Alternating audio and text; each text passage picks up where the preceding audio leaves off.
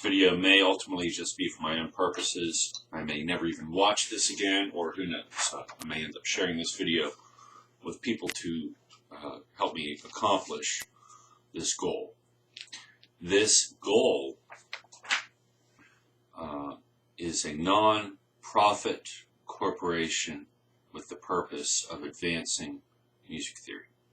The tentative name is the Society for the Advancement of Music Theory. And over the next 5 or 10 minutes, I'll be reading over some notes I've made because I've given this matter a lot of thought.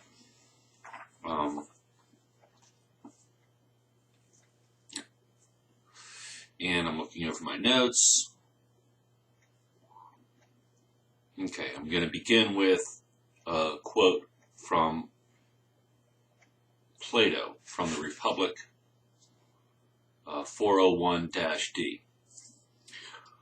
Musical training is a more potent instrument than any other because rhythm and harmony find their way into the inward places of the soul on which they mightily fasten, imparting grace, and making the soul of him who is rightly educated graceful, or of him who is ill-educated ungraceful.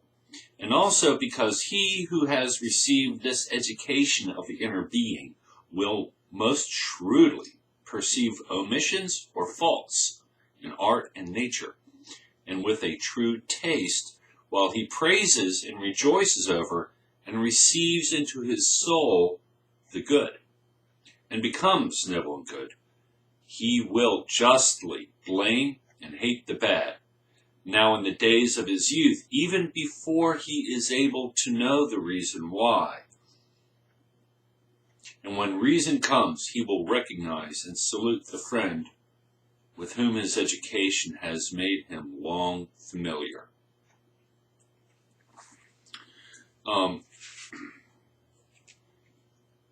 An initial thought is to produce a series of of YouTube videos to explain music theory. I think that would be very useful, especially in the context of me holding my Les Paul and playing through my half stack. I think that would be compelling for many YouTube viewers, many individuals. However, such a series of videos should also have attached to it, or would be complete without, some video which attests to my background / expertise. I've had many music teachers. I began musical training when I was very young, 5. Classical piano, formal lessons. And I think less than 1 year later, I began studying music theory with my teacher, Bonnie DiCarlo. So I'm 45. I started music theory when I was 6. So, I'm in my 4th decade, approaching my 5th decade of music theory. Ear training is another note I have here. Being able to hear something and know exactly what it is an extremely powerful tool. Extremely powerful. It scares people. The Cravagna principle. This has less to do with music theory and more to do with how to approach a task. Or how to get good at something. My good friend Bill Cravagna, at one point in a discussion about how to improve, mentioned that when practicing an instrument, I said, after playing for 5 minutes, you should stop playing, and give yourself a rest before you continue to play. That's very common advice.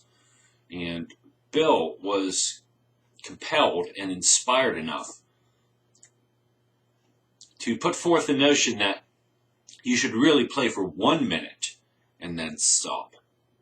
Imagine that. you want to get better at the piano or at the guitar or at the French horn or at the ukulele, the best advice, some of the very best advice I've ever gotten musically, and I've had a lot of training, is to play for 1 minute and then stop. It is hard to stop after 1 minute. You don't want to put it down. But if you can master that level of discipline to play for 1 minute and stop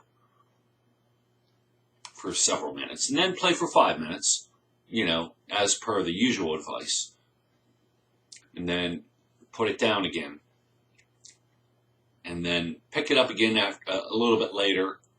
As a guitarist, I can tell you my hands have never felt better. I've never had a greater command of the instrument.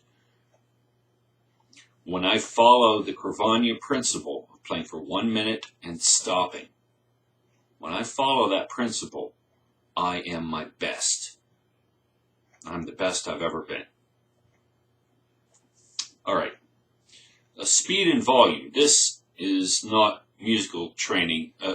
It's not theory training, but it is musical training. There's a very, very, very, very, very natural tendency to speed up when the music gets louder. I've seen great musicians fall into this trap because it is so seductive, it is so compelling to speed up because you're so anxious for that climax, for that crescendo. And you know what? When you do that, when you speed up, it still sounds great. But when you hold back, when you exercise restraint, when you don't speed up during the crescendo, the climax is exponentially superior. And I've developed exercises for that. But this is really about music theory. I'm following my notes because this was meant to be an informative video. This is Parmesan cheese. Developing music theory for rock musicians. Because I've seen it in the faces of many, many rock musicians. They don't understand the theory. It's like witchcraft. They're scared of it. So the whole idea of developing a non-profit corporation for music theory is the fact that I, Andy Hoke, will be able to empower rock musicians that don't understand theory. This is pepperoni. My approach deals largely with modes. A mode is a musical scale. 7 notes between an octave. 7 unique notes plus an octave. 7 plus 1. There are 7 natural modes. You follow the white keys on a piano. You go from C to C. That's Ionian. You go from D to D. That's Dorian, etc.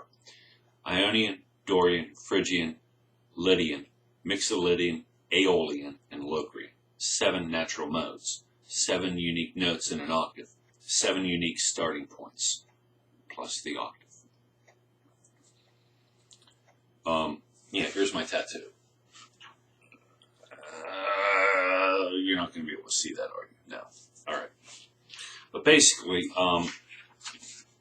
put 12 dots in a circle, much like a clock. And you shade them the same as piano keys are either ivory or ebony. This is the natural mode. I'll go into common chord progressions in these videos. I'll emphasize the importance of a metronome when it comes to musical training in general and mastering an instrument, and teach people to develop their own exercises based on their own inclinations. For my Why in the Heck Should I Listen to Andy Hoke video, One of the videos I thought I might produce is of live performances, places I've played. I've played a lot of places. Played at the Decade, the Electric Banana, Graffiti, the Hard Rock Cafe, Heinz Field, Heinz Hall, Nemacolin Woodlands, Nick's Fat City, Seven Springs, Stage AE, and the Syria Mosque. Oh, and at 10 minutes and 30 seconds into this video, I might also mention that I set 2 Guinness World Records for continuous guitar playing. I have a list of musicians I've performed with, a list of musicians I've studied, a list of bands I've been in, music quotes. I've already given you the Plato quote. Let me give you the Nietzsche quote. Without music, life is a mistake. I studied music downloads in the earliest part of the 21st century, and I produced a radio show on music downloads. Wait, I thought I had things I intend to cover: scales, modes, pitch, harmony, triads, chords, chord progressions,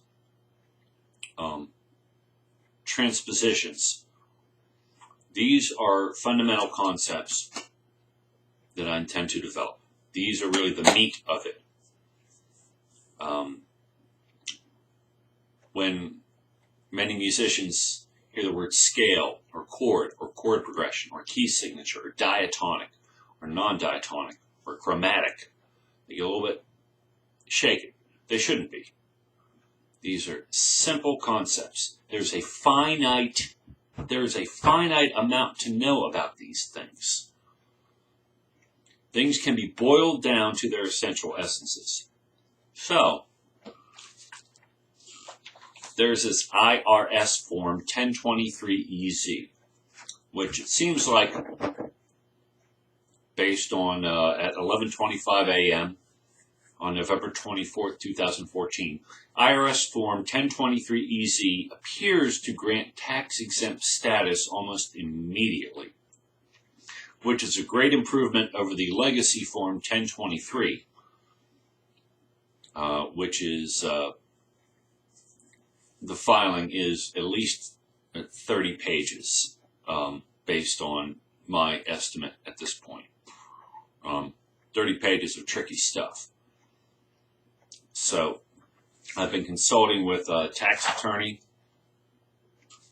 Maybe you can see this. You see this?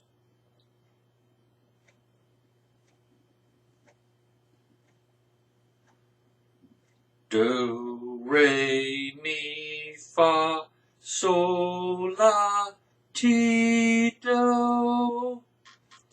You get it? If you start here, that was an Ionian scale. Ionian, the most common mode. The mode of the most popular songs in history, such as Happy Birthday. So, I need to file something with the Library of Congress. Maybe this video. File something with the Library of Congress to claim that. So, you can get together this nonprofit.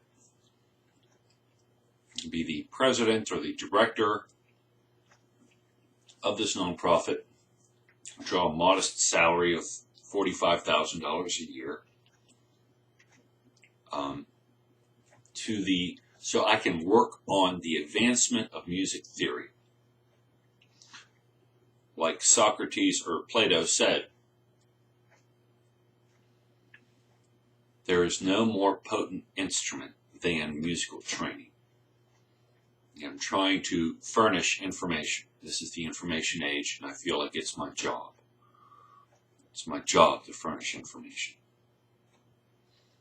And this is more for the development of my own. About the project in general, I will produce more videos regarding the advancement of music theory. Over and out.